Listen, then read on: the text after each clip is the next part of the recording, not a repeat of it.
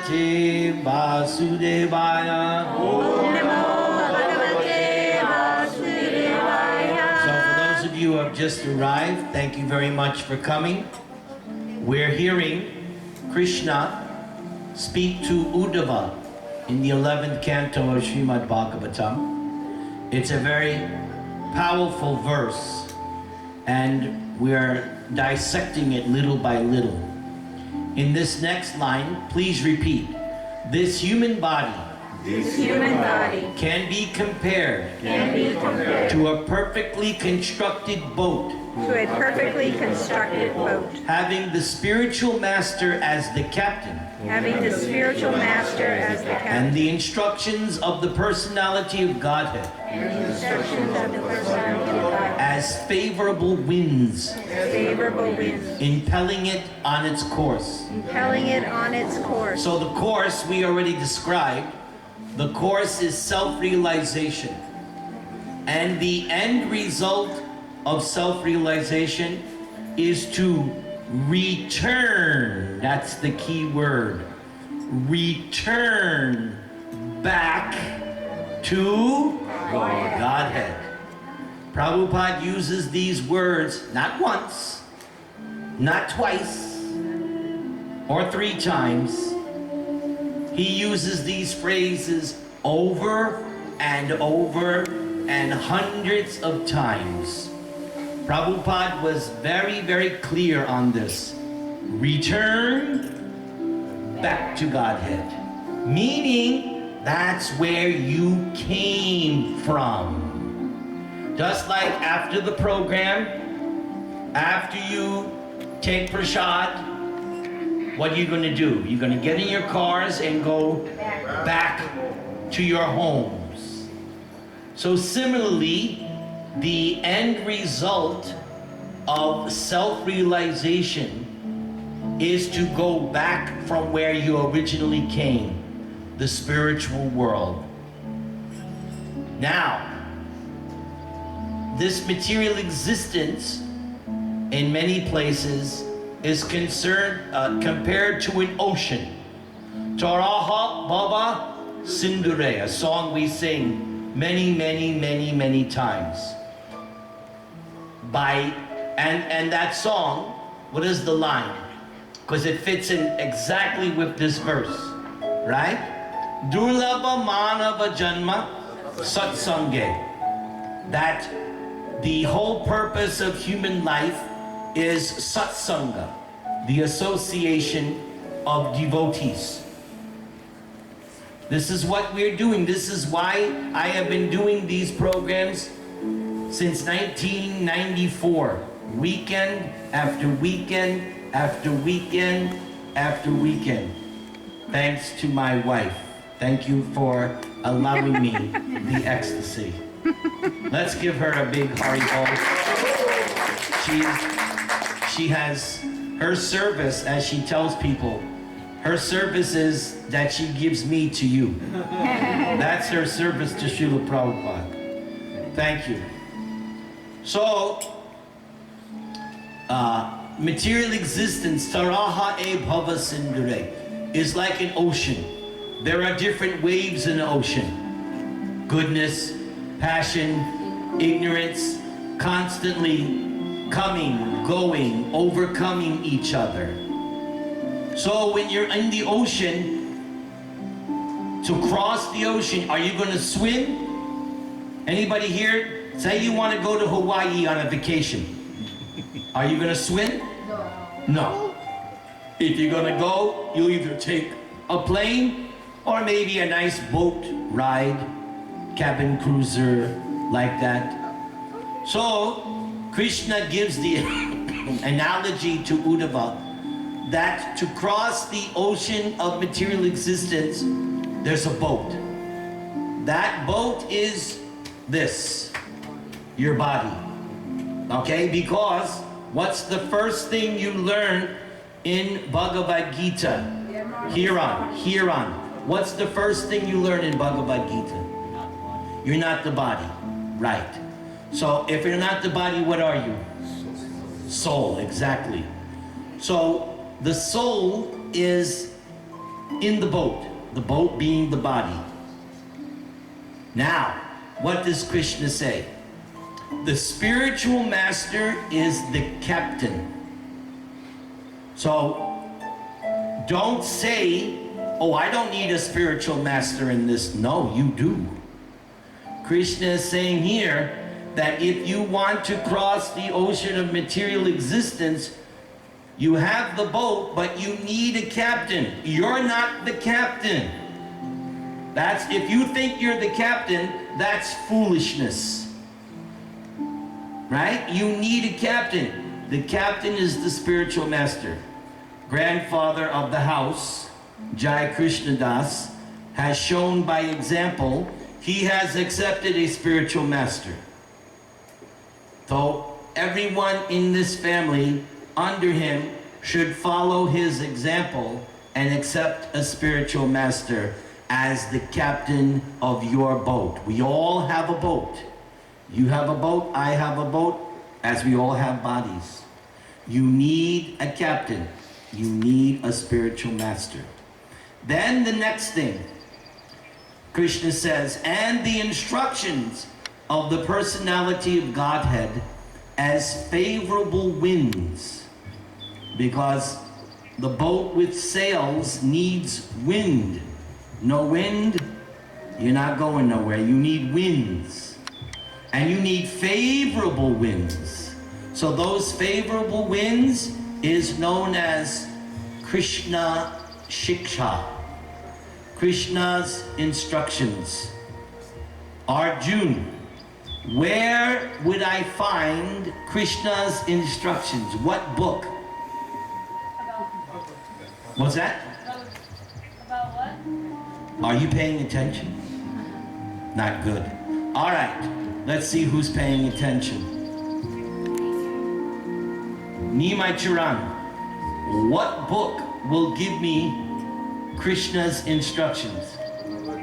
Bhagavad Gita, everybody say. Bhagavad Gita. Now, how many of you are reading Bhagavad Gita every day?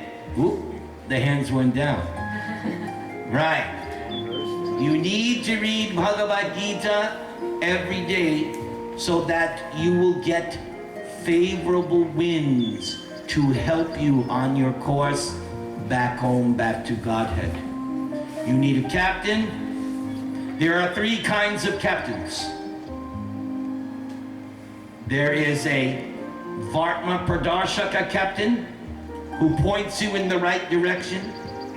There is Shiksha captain who gives you instructions. And then there is Diksha captain, just like Meenakshi Rajarani Devidasi.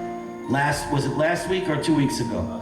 Last week, she accepted His Holiness Jaipataka Maharaj as the captain of her boat. Very good. Everyone should have at least 1, 2, or best all 3 of these captains. And there should be no disagreement. If they're real captains, they'll all say the same thing. Go back home, back to Godhead. Everyone chant the Maha Mantra. Hare Krishna, Krishna Krishna, Hare Hare, Hare Ram, Ram Ram, Hare Hare. I Bhagavate Vasudevaya. Om Namo Bhagavate Vasudevaya. Om Namo Bhagavate Vasudevaya. Om Namo Bhagavate Vasudevaya. So we have 21 devotees online for your program. We're tied with Dallas for 2nd place, and we're ahead of Los Angeles. But we can't compete with Mayapur. They have 124. But we're doing good. If we're tied for 2nd, oh, we just dropped to 3rd. All right. But there's somebody in England, Vijay. He loves the way we're doing it with the chanting in between the speaking. So let's say Haribol to Vijay. Haribol! And then there's somebody who just newly joined our group. She's related to Nandini Radha. Do you know who's Nandini? Yes. Her name is Monica Sharma. So let's give a big Haribol. And my good friend in Panama, Shama Chandra and Radhe, they are listening. Let's say Haribol. Okay, so let us continue with our understanding of this verse. This is the last point of this verse. So the last thing Krishna is saying in this verse to Uddhava, considering all these advantages, a human being who does not utilize his or her human life to cross over the ocean of material existence must be considered the killer of one's own soul. So this needs to be explained, because we learn from Bhagavad Gita, the soul cannot be killed. That was one of the arguments Krishna gave to Arjuna why he should fight the battle. He said, don't worry, the soul cannot be killed, and it can't be killed by any weapon. Not by fire, not by water, not by air, wind. So, what is Krishna saying? The killer of one's own soul. Because the soul cannot be killed. Well, the explanation is the soul's whole purpose of material life is to, as we said in the beginning, go back home, back to Godhead. The material creation has two purposes. People ask, what is the purpose of this material creation? Well, it has two purposes. One purpose is to give those who want it full facility to go to hell. For those who don't want self-realization, for those who don't want to go back to Godhead, those who simply want to enjoy their body, Krishna gives you full facility. So that's one purpose of the creation. You have freedom. You can do whatever you like. You can either enjoy this material world and eventually wind up in hell. The other purpose of the creation is the real intended purpose, self-realization, going back to Godhead. So, according to Krishna's estimation, if a human being getting this human form of life does not utilize it for self-realization, and instead goes down deeper and deeper into lower species of life, that is what Krishna means by killing the soul. It means you've misused, you've squandered the opportunity. I'll give you a practical example. A father may give his son some money. The father has much money, but to a young son, the father doesn't give the whole bank account. The father wants to see, I'll give him some money. Let me see how he utilizes it. So when you're little, like when I was a little boy, my father would give me an allowance, 25 cents. That was a lot of money back then, especially for a kid back in the 50s. Nowadays, a quarter is quarter. I want $1, man. What is a quarter? Anyway, back then a quarter was something. So when my father saw that all I was doing with the money was buying candy, then my father was thinking, I'm not going to give him much more. Or if I got the money from my father and then I go back to him and say, Dad, you know, I need to get this, I need to do this. And my father said, well, I gave you money, what did you do with it? Oh, I bought some records. Why he should give me more money? I squandered what he gave me. So, in the same way, Krishna gives us this human form of life. Krishna wants to see, what did you do with it? How did you utilize this boon of the human form of life? What did you do with it? If at the end, the record shows, oh, this person didn't do anything pious, didn't do anything religious, didn't do anything spiritual. This human being simply exploited my material energy. He wasted his life. He's the killer of his own soul, because the whole purpose is liberation, salvation. Just like, say for instance, you wind up in prison. The goal is not to stay in prison. The goal is to get out of prison. That's the goal, not to remain. So in another place, in other places, this human form of life or material existence is compared to a prison. The goal is not to remain here. The goal is to get out, to go back home, back to Godhead.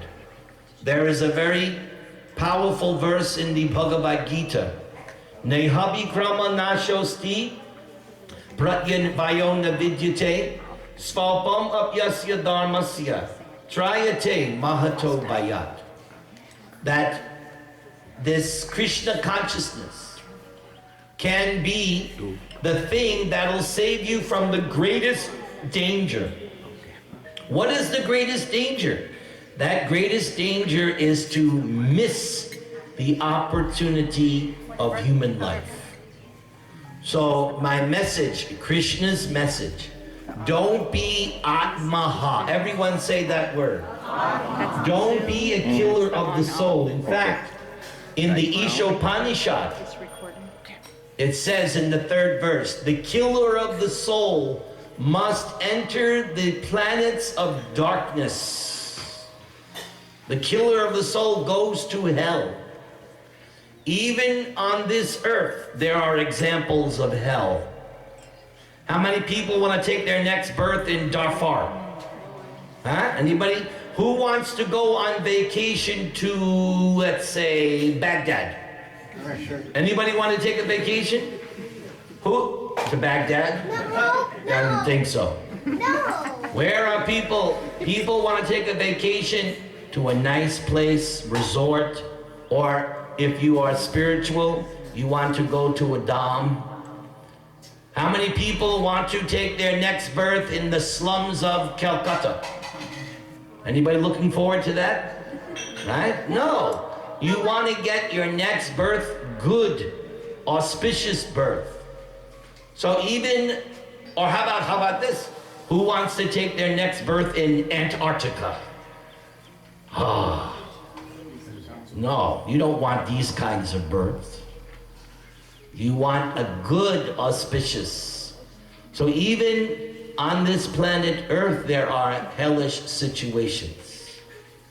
So Krishna is pointing out, you have the opportunity, you have this human form of life. Now make the best use of it.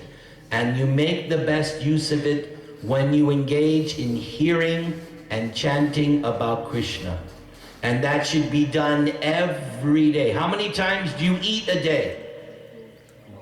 3. My wife eats 3 times. So at least 3 times a day you should be feeding the soul by hearing and chanting. We even have one prayer. Dayang stubang sasya yasas 3 sandhyam. 3 times a day we remember the captain of the ship. 3 times. Morning, noon, and evening we remember the captain and the captain's instructions. Hare Krishna, Krishna Krishna, Hare Hare, Hare Rama, Rama Rama, Hare Hare. And now we will hear the chanting of Varuni Devi Dasi.